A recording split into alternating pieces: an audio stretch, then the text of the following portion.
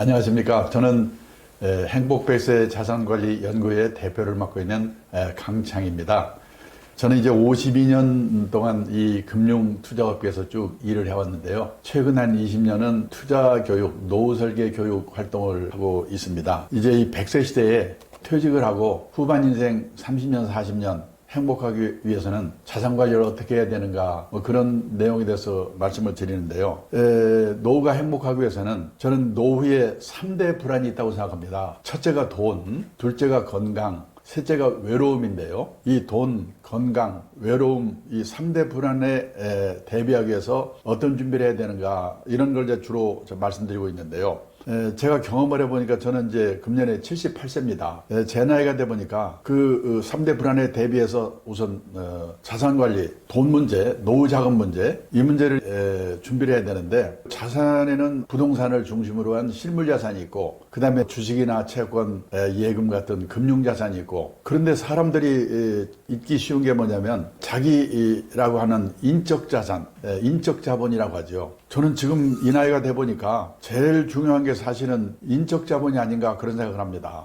결국 3대 불안을 해소하는 최선의 방법은 수입이 생기는 일이든 사회공헌 활동이든 아니면 취미 활동이든 아니면 이걸 겸한 활동이든 뭔가 가능하면 늦게까지 소일거리, 일거리가 있어야 되는구나. 그래서 저는 주장하는 게 뭐냐면 가장 확실한 노후 대비는 평생 현역이다. 그거를 주장하고 저 자신도 실천하려고 노력을 하고 있습니다. 왜 그러냐면요, 우선 퇴직이 빨라졌죠. 요즘은 조기 퇴직시라고 하지 않습니까? 재작년에 취업 컨설팅 업체 잡코리아가 발표한 자료를 보니까 우리나라 40세 이상 직장인이 체감하는 평균 퇴직 연령이 51.8세랍니다. 작년 연말에 제가 했던 회사에서도요, 40대 후반에 명퇴하고 난리였거든요. 그러니까요, 51.8세를 반올림해서 52세에 퇴직했다고 가정합니다. 그리고 83세까지만 산다고 가정하자. 지금 우리나라 남녀 합해서 평균 수명이 83.6세거든요. 근데요, 우리는 평균 수명에서 지금 내 나이 뺀 만큼 앞으로 더 살겠지, 이렇게 계산하시면 안 되죠. 그 5명 중에 1명이 살아남을 확률, 저는 그걸 뭐라고 하냐면 20% 생존 확률 연령까지는 산다고 생각하고 노후 준비하는 게 상식이라는 겁니다. 그러면요, 20% 생존 확률 연령이 예를 들어서 1980년생, 금년에 만 45세지요. 이분들의 20% 생존 확률 연령이 남자는 100살, 여자는 102살이라는 겁니다. 그러니까 저는 이 강의를 들으시는 분들은 일단 나는 100살까지 산다고 생각하고 노후 준비를 하셔야 된다는 겁니다. 물론 그 전에 좀 가면 그만이고요. 자, 그래도요, 평균 수명 83세까지만 산다고 가정해도 52세에서 83세까지 31년입니다. 이 31년만 해도 이게 어느 정도의 길이냐? 하루가 24시간입니다. 현역 시절에는 무지개 바쁘지요. 일해야지, 술 먹어야지, 연애도 해야지. 하루가요 100시간 했으면 좋겠어요. 근데 퇴직을 하면 이놈의 시간이 안 갑니다. 잠자는 시간, 밥 먹는 시간, 화장실 가는 시간 다 빼도요, 최소한 하루에 11시간 남거든요. 실제로 얼마 전에 어느 기업에서요, 퇴직을 앞둔 직원들을, 부부를 불러가지고 교육을 시켰답니다. 거기 갔다 온 분한테 제가 들은 얘기인데요, 강사가 오더니 그러더래요. 다음 달부터 퇴직이시죠? 그럼 그 다음 날부터 하루 일과, 일주일 일과, 한 달 일과표를 예상을 해서 한번 써보세요. 이걸 뭐라고 쓸까? 막연히 앉아있는데 마누라는 어떻게 쓰는가? 봤더니 그냥 받자마자 써내려가는데요. 아침에 일어나서 밥하고 빨래하고 청소하고 개모임 갔다 육성에 갔다 딸라지 갔다 줄줄줄 써내려가는데 자기는 10시까지 써놓고 나니까 쓸 말이 없더래요. 남자들이 이래요. 최소한요 11시간 남습니다. 곱하기 365일, 1년이지요. 곱하기 31년. 이게 바로 12만 4,465시간이에요. 그러면 12만 4,465시간이면 이게 어느 정도의 길이냐? 지금 우리나라 직장인들이 1년에 회사 하나 와서 근무하는 시간, 연평균 1,901시간입니다. 12만 4,465시간을 1,901시간을 나누면요, 약 65년이 돼요.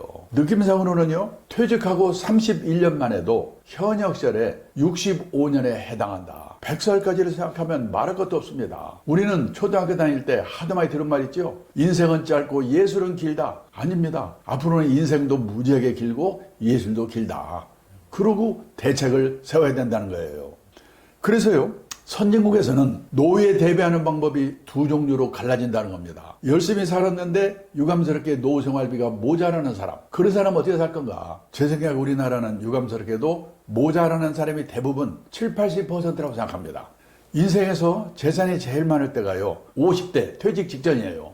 그런데요, 통계청 자료를 보니까 우리나라 50대 가구의 가구당 평균 총자산이요, 6억 1,400만 원이래요. 근데 빚이 있습니다. 요즘 가계부채 많이 많잖아요. 부채가요 평균 1억 300 빼면요 5억 1,100만 원. 이게 순자산 자기자본입니다. 언제 생각하면 50대 후반에 재산이 5억 1,100만 원 있으면 그럭저럭 먹고 살 수가 아닌가 이렇게 생각하시겠죠. 근데 문제는 5억 1,100만 중에서 100만 원 중에서 살고 있는 집값이요 4억 2,700만 원이래요. 얼마나 남습니까?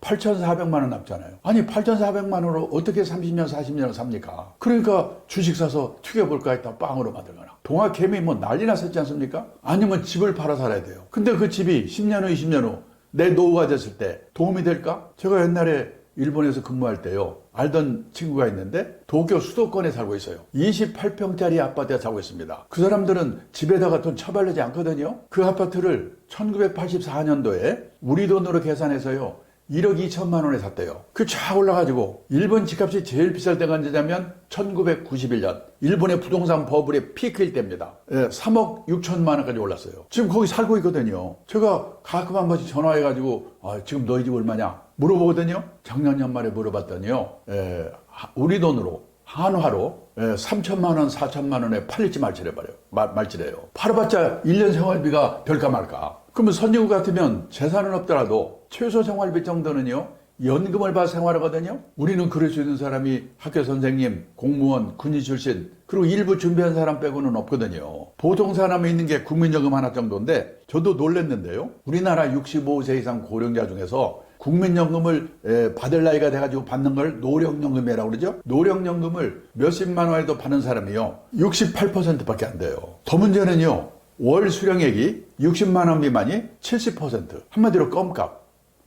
이 국민연금 수령액 평균이 얼마냐면요 65만 원이래요. 100만 원 이상 받는 사람은요 11%밖에 안 돼요. 퇴직연금? 제가 재작년에 퇴직연금 적립된 금액을 가입자 수를 한번 나눠봤더니요 약 1인당 4,800만 원. 개인연금? 가입자도 많지 않지만 계좌 수로 제가 나눠봤더니요 1,800만 원. 두 개 한꺼번에 받아봤자 1년 2년 지나면 다 없어져요. 결국은 남는 게 달랑 집안채인데요. 그게 내 노후에 도움이 될까? 지금요 일본 동해에 가면 신도시, 우리말 하면 분당, 일산, 80년대까지만 해도 흥청흥청하던 신도시인데요, 저녁에 가보면 불안도는 아파트가 많아요. 비어있어가지고. 일본의 빈집이 2018년에 849만 채라고 하더라고요. 작년 연초에요 900만 채가 됐다고 그러더라고요. 10년 후가 되면 일본 집 3채 중에 한 채가 빈집이 될 거래요. 도움이 안 돼요. 우리나라에 빈집 없는 줄 아십니까? 저 지난주에요 중앙일간지에 일면에 그 우리나라 빈집이 소개가 됐는데요 153만 채가 비어있다고 하더라고요. 그 미분양 아파트까지 포함해서. 시골에 농가주택 비어있는 거? 아닙니다. 대도시 한복판에도 빈집이 생겨요. 도청이 있던 자리가 도청에 딴 데로 옮겨가 버리면 빈집이 생겨요. 요즘은 지방도시도 지난번에 광주를 가보니까요 외곽에 신도시가 생기거든요. 인구는 주는데. 그러면 구도심에 있던 젊은 친구들이 글로 이사가고 구도심에는 노인들만 남아있다가 돌아가시면 비는 거예요. 그래서 일본의 빈집이 900만 채가 됐고 10년 후에 3채 중에 한 채가 빈집이 된다는데 지금 우리가 따라가고 있는 겁니다. 도움이 안 돼요. 근데 신문에 텔레비에서는 노후가 편하려면 10억 있어야 되느냐 7억 있어야 되느냐. 저는 신문기자 만날 때마다요 제발 좀 그런 것 좀 쓰지 마라. 우리나라 대부분이 그렇게 안 되는데 그런 기사를 보면 도움이 됩니까? 복통 터지고 초조하지요. 그래서 지금 우리나라에 온갖 사기 사건이 횡행합니다. 부동산 기획 사기, 책방에 가보면 재테크 광풍입니다. 2배를 튀기는 법, 3배를 튀기는 법. 아니 최강원 읽고 2배를 튀길 수 있으면 그 인생이 얼마나 간단하겠습니까? 그런 방법 없죠. 오직 하면 서울에 와서 특파원으로 4년 동안 근무하고 간 일본의 신문기자가 있는데 이 친구가 임기 마치고 자기 나라 돌아가면서 저보고 뭐라고 하냐면요, 한국에 와서 4년 동안 근무하면서 보니까 한국 사람들은 돈을 버는 방법, 그 사람을 자산 관리해서 입구 관리라고 표현했어요. 입구 관리에 대해서는 쌍부로 결심이다. 그런데 나이가 60이 돼서 번 돈이 모자란다? 그러면 그 사람은 부자 될 확률이 별로 없죠. 그럼 어떻게 되냐? 맞춰 사는 방법을 배워야 되죠. 또 운 좋게 부자가 됐다? 그러면 아름답게 쓰는 방법. 그 사람을 자산 관리해서 출구 관리라고 표현했어요. 한국 사람들은 입구 관리에 대해서는 무죄결심인데 출구 관리에 대해서는 집에서 가르치냐, 학교에서 가르치냐, 사회에서 가르치냐. 공부가 너무나 안 돼 있다. 이놈이 이러고 가는 거예요. 기분이 얼마나 나쁘겠습니까? 근데요, 일본의 1억 2천만 인구 중에 기독교 인구, 교회 다니고 성당 다니는 사람이 100만 명도 안 되거든요. 1%도 안 됩니다. 우리나라요?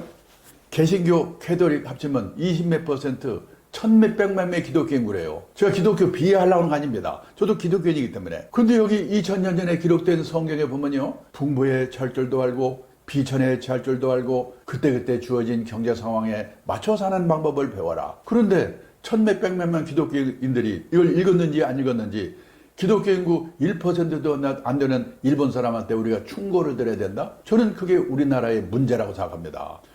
우리나라 기독교인들이 제일 좋아하는 성경 구절이 밑에 있는 빨간 글자래요. 내게 능력 주시는 자 안에서 내가 모든 것을 할 수 있느니라. 그냥 새벽 기도만 열심히 나가면 만사형통. 근데요, 이게 가능한 거는 평소에 풍부의 찰줄도 알고 비천의 찰줄도 아는 훈련을 미리미리 받아두었기 때문에 이게 가능한 거겠죠. 근데 앞에 있는 염려를 모르고 읽었는지 안 읽었는지 밑에 그만큼 몸에다니까 그 무당이나 똑같은 거죠. 그래서요, 일본 가도 미국 가도 열심히 살았는데 유감스럽게 노생활비 모자라는 사람 거기도 많습니다. 제가요, 최근에 일본에서 알았던 그 친구한테 책을 한 권 받았는데요. 요즘 일본에서 베스트셀러가 된 책이래요. 제목이 뭐냐? 정년 후의 진실. 무급한 책인데요. 제가 그걸 읽고 깜짝 놀랐어요. 일본은 우리보다 몇십 년 앞서서 자본 축적을 시작한 나라죠. 우리보다 일찍 선진국이 된 나라죠. 연금도 몇십 년 앞서서 도입한 나라죠. 저는 일본의 노인들은 그냥 퇴직해도 먹고 사는 거 아무 걱정 없는 줄 알았어요. 아니에요. 그 책을 읽어보니까 일본의 60세에서 80세까지 고령 세대가요, 월 평균 수입이 우리 돈으로 250만 원이래요. 근데요, 월 평균 생활비가 300만 원. 그래서 평균 50만 원이 모자라는 거예요. 그래서 거의 대부분의 퇴직자들이 퇴직하고 나서도 우리 돈으로 50만 원에서 100만 원은 벌어야 된다. 이런 생각을 다 하고 있다는 겁니다. 그래서요, 70세 남성의 취업률이 절반 가까운 46%래요. 깜짝 놀랐어요. 다들 일을 하는 게 당연한 시대다. 이렇게 생각하는 거예요. 자, 무슨 일 하냐? 엄청난 일이 아닙니다. 아파트 관리인, 일본에서도요, 아파트 관리인 이거 하려고 경쟁률이 50대 1이에요. 50대 1. 가사 대행 서비스, 가사 도우미예요. 제 친구는 사장인데요. 그 딸이 40대 후반에 대학 나온 애인데요. 요즘 애 둘을 키우기 위해서 회사를 퇴직했대요. 근데 퇴직하고 나서 간호사 자격을 받는 전문학교를 다녔답니다. 그래서 대학 나온 애가요, 간호사 자격을 따로 받은 거예요. 근데 지금 일본에는요, 방문개호라고 해가지고, 개호는 우리말로 말하면 간병, 돌봄 이런 뜻이거든요. 경제력 있는 노인들이 혼자 아니면 둘이 사는 집에 가가지고 주사도 놔주고 건강 체크해주고 간단한 집안일 도와주고, 그런 일의 수요가 폭발적으로 늘고 있는 거예요. 그거에서 돈 벌고 있어요. 사장 딸이고 대학 나왔는데. 중요한 거는 이런 일을 하면서도 쪽팔려 하지 않고, 이런 일을 하는 사람을 우습게 보지 않고, 또 하나 일본에요, 중요한 일자리 중에 하나가 뭐냐면 노노케어, 노인이 노인을 부양하는 거예요. 일본에요, 요양시설에 가보면은 간병인이 부족하기 때문에 앞에 뭐라고 붙어있냐, 60대, 70대, 심지어 80대까지 건강한 시니어를 환영합니다. 와서 일하세요. 이런 일자리가 그렇게 또 많은 거예요. 그리고요, 스팟 아르바이트. 뭐냐? 인터넷 등록을 해놓으면요, 연락이 와요. 내일 오후 3시부터 6시까지 3시간 동안 여기서 아르바이트 할 사람 모여라. 등록하면요, 가서 3시간 일하죠. 끝나면 딱 그 아르바이트 한 돈을 준대요.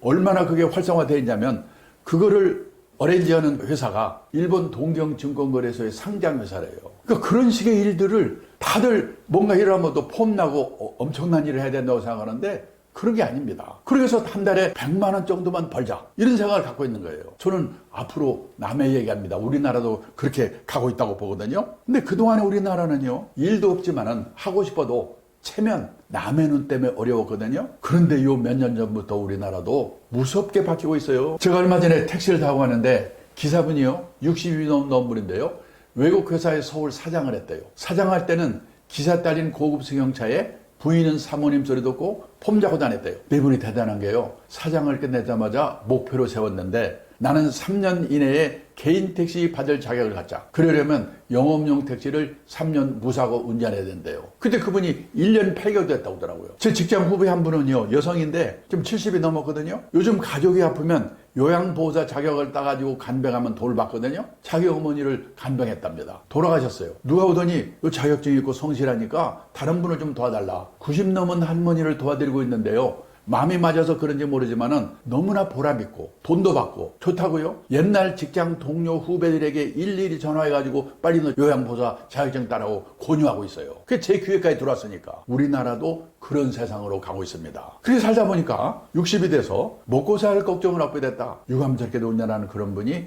20-30%밖에 안 되는 것 같아요. 그러면 그분들은 퇴직도 했고 먹고 살 걱정도 없으니까 그냥 놀고 먹으면 되는가? 아닙니다. 특히 도시에 사는 사람일수록 퇴직하고 소일거리가 없어서 미치거든요. 요즘 서울 시내 1류 호텔에 헬스클럽 한번 가보면은 왕년에 장관, 차관, 사장 했던 사람 다 모여있어요. 거기서 오전 시간 때우고 오후에 커피숍 와서 얼마 전에 정부 고관에 있던 제 친구가 있는데 저녁 먹다 뭐라고 하냐면 자기는 아침에 잠에서 깨면 침대에서 내려오기 전에 오늘은 뭐 할까? 그 생각부터 해놓고 그때 내려온대요. 하루 이틀도 아니고 30년, 40년 그렇게 살아보세요. 환장합니다. 그래서 선진국에서는 퇴직하고 먹고 살 걱정하는 사람 뭐 하는가? 취미활동 절반, 봉사활동 절반이면서 약간의 용돈벌이 하는 일, 이런 일들을 한다는 거예요. 그 대표적인 게 여기 있는 NPO 활동이거든요. 민간 비영리 조직. 우리나라에 NGO가 많죠. NGO는 비정부 기구의 뜻이에요. NGO도 넓은 의미의 NPO에 포함이 되거든요. 미국 가면요 200만 개 정도의 NPO가 있어요. 그런데 가서 퇴직하고도 보람있게 일을 합니다. 뭐 노인들 돌봐주는 거, 애들 교육시키는 거, 지역사회 개발 뭐 이런 식의 일을 합니다. 그리고 현역실 같으면 100을 받았을 텐데 한 30 내지 40 정도만 받는 거예요. 먹고 살 걱정은 없는 분들이니까. 그러면요 60 내지 70은 사회공헌 활동. 요즘 우리나라에도 유행하는 재능 기부지요. 그리고 30 내지 40은 용돈벌이. 아주 공짜는 또 재미가 없거든요. 그래서 미국에서는요, 이 NPO에서 일하는 사람도 다 취업 인구에 포함을 시킨대요. 제가 몇 년 전에 통계를 보니까 미국 전체 취업 인구의 10% 정도가 이 200만 개 정도의 NPO에서 일하는 사람들이래요. 지금 우리나라도 그런 세상으로 가고 있거든요. 나는 퇴직하고 뭘 해볼까? 그거를 젊은 시절부터 미리미리 생각해보고 준비를 해야 된다는 거예요. 우리가요, 인생을 살아가면서 정년을 3번 맞이한다고 합니다. 첫 번째가 고용정년. 보통 해서 55세인가요? 근데 아직도 몸이 쌩쌩해. 그래서요, 이 뭔가 허드렛 일이라도 사회공헌 활동이라도 또는 취미 활동이라도 자기가 정해서 하는 일의 정년이 있습니다. 그리고 마지막으로 하나님이 불러가는 정년, 인생 정년이지요. 고용 정년, 일의 정년, 인생 정년. 이 3번의 정년을 어떻게 맞이할 것인가. 이런 준비를 하고 사는 게 재테크보다 훨씬 더 중요하지 않을까. 앞에서 제가 말씀드렸죠. 노후의 3대 불안, 돈, 건강, 외로움. 이 3대 불안을 해소하는 최선의 방법이 돈이 되는 일이든 사회공헌 활동이든 취미 활동이든 그걸 겸한 활동이든 소일거리가 있어야 된다. 그래서 여기까지 결론은 가장 확실한 노후 대비는 재테크가 아니고 평생 현역이다. 돈이 있으면 있는 대로, 없으면 없는 대로. 제가 어느 강의장에서 이 말을 끝냈더니요, 한 남자분이 벌떡 일어나더니, 아니 왜 남자들한테만 일을 하고 난립니까? 점심 대신에 음식점에 한번 가보세요. 맛있는 거 여자들이 다 먹고 있고, 헬스클럽 한번 가보세요. 땀 뻘뻘 운동하는 건 여자들인데 왜 남자들한테만. 제가 어떡하라는 거예요. 사실은 여성분들이 잘 생각해 보셔야 돼요. 긴 후반 인생이 부부가 화목하기 위해서는 남편분이 돈이 되든 안 되든 소일거리를 갖도록 도와줘야 되거든요. 아까 외국회사 사장했다는 그분이요, 마지막에 서글픈 얘기를 하더라고요. 자기가 그런 일 하니까 주위 사람들이 너 참 대단하다, 칭송이 자자한데 정작 자기 부인, 자기 딸이 동네 창피해가 그런 건다고. 자기 인생을 헛살았다고 서글프다고 하더라고요. 가족이 도와주지 않고는 어렵거든요. 또 남자분들은요, 고생하다가 꼴 보시는 사람 참아가면서 일하다가 퇴직해서 집에 갔더니 요즘 뭔가 조롱거리의 대상이 되고 있잖아요. 삼식이 같다고 영식이 같다고. 그런 말 들으면 뿔따고 나죠. 우울증 걸립니다. 근데 그것도 생각을 하나만 바꾸면 되는 게 뭐냐면, 다들 내 마누라만 나한테 야속한 것 같죠? 내 마누라만 그런 게 아니라 대한민국 마누라가 다 똑같다. 대한민국 마누라만 그런 게 아니라 세계 마누라가 다 똑같다. 그러면요, 대책을 내가 세워야 돼요. 그 증거를 하나 보여드리겠습니다. 일본의 오가와 유리라고 은퇴 전문가가 있는데요. 한 달에 한 번씩 에세이를 보내주는데 얼마 전에 보내온 에세이의 제목이 뭐냐? 일본에서 은퇴 남편 인기 1번. 어떤 남자가 퇴직하고도 인기가 짱인가? 요리 잘하는 남편, 건강한 남편, 싹싹한 남편, 집안일 잘 도와주는 남편. 그 안에 답이 없어요. 낮에는 집에 없는 남편이래요. 다 똑같아요. 지금 우리나라는 약과입니다. 이웃나라 일본은 지금 더 난리예요. 많은 분들이요. 요리는 중국 요리가 최고고 마누라는 싹싹한 일본 마누라가 최고라고 침 흘리는데요. 천만의 말씀입니다. 지금 일본의 가정주부들이요, 전업주부들이 남편이 퇴직하고 집에 있으니까 남편 재택 스트레스 증후군이라게 생겼어요. 증세가 뭐냐? 우울증, 고혈압, 천식, 공황장애, 암공포증, 십이장계양, 키친드링크, 주방에서 홀짝홀짝 마시는 거. 우리나라는 여기까지는 안 갔잖아요. 그러면 왜 우리나라와 일본의 부인들은 남편이 퇴직하고 집에 있으면 부인들이 이렇게 스트레스를 받는가? 우리나라와 일본은요, 남편이 현역으로 있는 동안은 남편의 세계와 아내의 세계가 분단된 세계에 살고 있는 거예요. 따로따로 30년, 40년 놀다가 갑자기 만나니까 헷갈리는 거예요, 이게. 미국은 커플 문화. 젊을 때부터 커플로 움직이거든요. 출장 갈 때도 같이 가든지 허락받고 가든지. 저녁에 술 먹고 늦게 들어가면 거 이혼이고. 근데 우리는, 일본은 따로따로 놀다가 이게 만나니까 이게 헷갈려서 좀 분쟁이 생기는 거거든요. 그래서 일본의 가정주부들은 다들 전업주부인데도 40대 후반이 되면요, 애들 교육 손에서 떼거든요. 거의 대부분 부인들이 뭔가 사소한 일이라도 아르바이트를 하는 거예요. 그래서 남편은 남편대로, 아내는 아내대로 낮 시간 동안은 자기만의 시간을 갖기 때문에 그런 문제들이 해소가 된다는 겁니다. 지금 우리도 그런 세상으로 가고 있거든요. 돈 문제만이 아니고 부부의 화목을 위해서도 이 일거리가 중요하다는 거예요. 우리가요, 퇴직하고 나서 노후에 은퇴 빈곤에 빠지는, 파산에 들어가는 5가지 리스크가 있습니다. 첫째가 뭐냐? 준비 없이 은퇴 창업했다가 실패하는 리스크. 요즘 자영업하는 분들 문 닫는다고 난리지 않습니까? 두 번째가 뭐냐? 금융사기 당하는 리스크예요.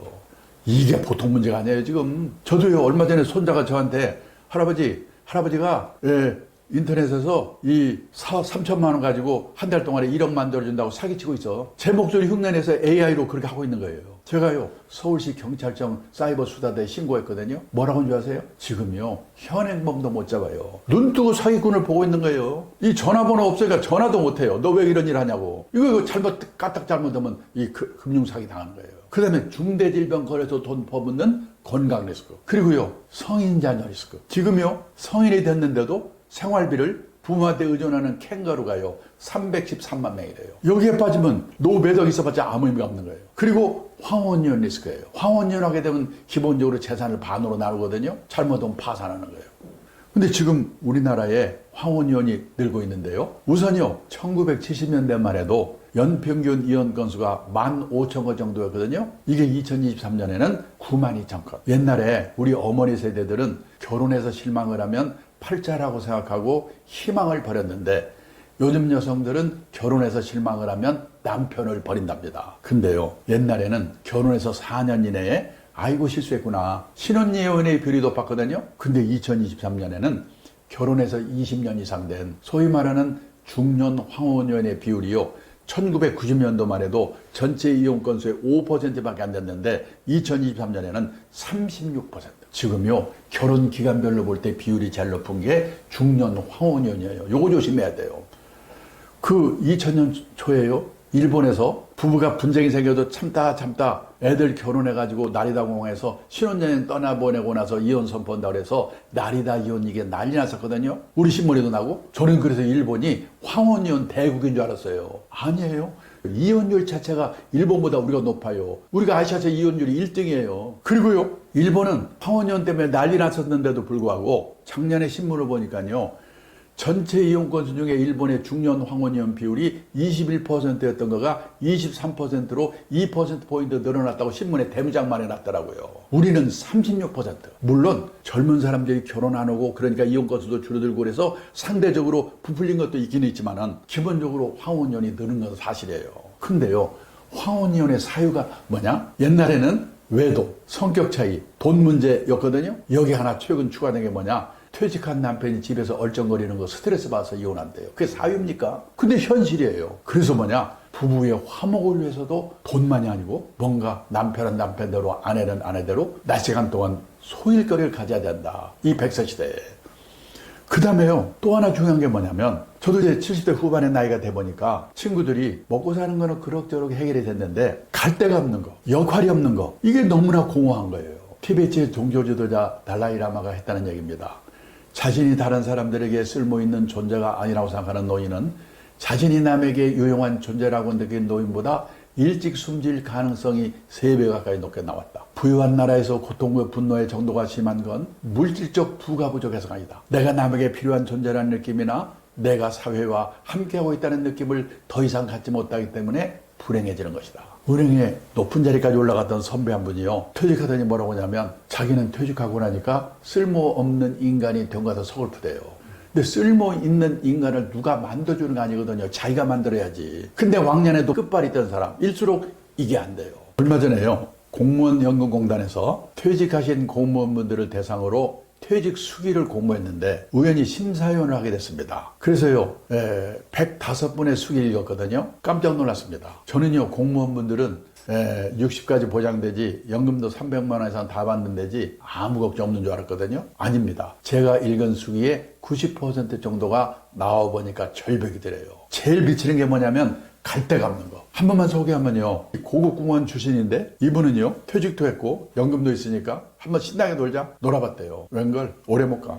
3개월 놀았더니 미치겠더래요. 아침에 일어나면 마누라 눈치가 보이는데 저놈 인간은 오늘 또 안 나가나? 놀래가지고 동네 도서관에 갔더니 신문 한 장 보려고 쟁탈전이 벌어지는 거예요. 아이고, 꼴보기 싫어. 취직해야지. 그래서 원서를 여기저기 돌렸는데 준비가 안 돼가지고 면접 보러 오라는 데도 없어요. 근데 오늘 한 군데서 면접 보러 오라고 연락이 왔더래요. 놀래서 봤더니 요즘 많이 생기고 있습니다. 주간 노인 보호센터. 아까 말씀드렸죠, 일본도 우리나라도 젊은 영올드가 올드 더 나이 든 노인들을 돌봐주는 게 큰 일거리거든요. 노노 케어라고 그래요. 이분이 합격을 해가지고요, 하루에 5시간에서 6시간 일을 한대요. 아침에 자동차로 노인들 모셔다가 센터에 가서 돌봐주고 놀아주고 그러는 거예요. 장기도 두고 바둑도 두고 노래도 부르고. 이분이 싹싹한가 봐요. 또 시골에 노모가 혼자 계신데 혼자 계신 노모를 생각해서 내가 이분들한테 잘해줘야지 막 인기 짱이에요. 근데 요즘요, 주간 노인 보호센터가 여기저기 생기면서 노인들이 삐치면 다른 데로 가버린대요. 돈이 안 되잖아요. 근데 그 센터는 그분 때문에 다른 데서 온답니다. 유명인사가 됐어요. 그래서 한 달에 월급 얼마 받냐? 월급을 70만 원 받고 집에서 내던 건강보험료 30만 원을 회사가 내준대요. 100만 원 벌어다 주고 집이 없으니까 그 수기에 마지막에 뭐라고 써있냐? 그렇게 무섭던 마누라가 천사로 바뀌었다. 남자분들은요, 갈 데가 있어야 돼요. 근데 여기까지 말씀드리면 이 열받는 분들, 화나는 분들이 많습니다. 나 일하고 싶어요. 일하고 싶어 죽겠는데 일이 없잖아요. 일 좀 줘보세요. 다 그러시는 거예요. 맞습니다. 지금 청년 실업이 넘치잖아요. 그리고요, 직업이 사라지는 시대예요. 멀쩡한 회사가 없어지잖아요. 옥스퍼드 대학의 마틴 스쿨이라고 하는 데서 고용이 미래라는 보고서를 발표했는데요. 이 보고서에 의하면 2033년이 되면요, 현재 있는 직업의 절반 가까운 47%가 사라진대요. 이런 마당에 퇴직한 사람들한테 일자리가 없잖아. 맞습니다. 그래서요, 결국은 이 퇴직한 분들이 할 수 있는 일이라는 게 젊은 사람들이 할 수 없는 일이거나 할 수 있다고 하더라도 하려고 하지 않는 일을 할 수밖에 없다는 겁니다. 가능하면요, 할 수 없는 일을 하는 게 좋은 거예요. 그래서 제가 요즘 이런 유튜브를 올리면요, 30대, 40대 분들이 많이 보거든요. 30대, 40대에 퇴직 후에도 이 일의 중요성을 깨닫고 자기가 지금 하고 있는 일과 미래 직업과 연결시켜서요, 뭔가 새로운 일을 찾아내는 거. 그러면요, 지금 하고 있는 회사 일도 잘 되고 자기 노후 준비도 할 수 있는 거예요. 그래서 저는 이 젊을 때부터 30대, 40대부터 이 후반 인생 준비를 해야 되는 이유가 거기에 있다는 겁니다. 그리고 유감스럽게도 그런 준비를 못하고 퇴직을 했다? 그러면 체면을 내려놓고 허드렛 일에 가까운 일을 할 수밖에 없는 거다. 아까 일본에서도 아파트 관리인이 경쟁률이 50대1이라고 그랬죠? 그런 겁니다. 그렇게 하는 수밖에 없어요. 근데요, 지금 새로운 일을 찾는데 생각지도 않은 일들이 많이 생겨요. 지금요, 4차 산업혁명 뭐 이것 때문에 우리나라도 난리인데요. 아무리 4차 산업혁명 시대가 와도 결론은 사람이라는 거예요. 사람이 만들고 사람이 입력하고 사람이 느낀다는 거예요. 다만 미래가 완전하게 보장되어 있는 게 아니다. 수많은 일자리가 사라지고 또 생겨난다는 거예요. 그래서요, 다시 말씀드리지만은 퇴직 후의 일자리는 젊은 세대가 할 수 없는 일이거나 할 수 있다고 하더라도 하려고 하지 않는 일을 할 수밖에 없다. 그런 의미에서 저는요, 창직의 시대가 오고 있다고 얘기를 하는데요. 그 우리나라에 정식 등록된 직업의 수가 2020년만 해도요, 17,000개 정도였는데 이게 그때 일본은 25,000개, 미국은 36,000개. 지금요 생각지 않은 일들이 많이 생기거든요. 아이패드 화가, 반려동물 장의사, 인터넷 장의사. 저는요 인터넷 장의사가 뭔가 했더니 과거 흔적 지워주는 거래요. 정리 컨설턴트. 저도요 52년 전에 이 업계에 들어올 때 52년 후에 이런 투자 교육, 노후설계 교육 이런 걸 할 거라고는 생각지도 않았어요. 이걸 어떻게 해서 하게 되느냐? 제가 2000년 초에 펀드를 운용하는 자산운용사의 대표를 하고 있는데 그 대표를 하면서 가만히 보니까요. 자산운용업이 성공을 하기 위해서는 운용만 잘해서 되는 게 아니라 투자자들이 단기 시황에 쫓겨가지고요. 샀다 팔았다 이렇게 해서는 운용을 못하는 거구나. 투자자들이 장기 투자, 분산 투자 원칙을 지키도록 설득하는 게 중요하구나. 그걸 깨닫게 된 거예요. 그리고 미국, 일본의 제 나이 또래 된 사람들이 하는 일을 보니까 투자 교육이라는 걸 하고 있더라고요. 그래서 일을 시작했어요. 그러다 보니까 베이비붐 세대의 은퇴가 시작되면서 저한테 노후에 대해서 질문을 하니까 또 할 수 없이 노후 문제에 대해서 공부를 하기 시작했어요. 근데 제가 있던 회사가 외국 회사에 팔려버렸어요. 졸지 사장에서 밀려나서 뭘 하지? 어디가 사장 자리 하나 구해봤자 또 한 1년, 2년 하다 또 잘리겠지. 그래서 제가 투자 교육, 노후 설계 교육 이걸 내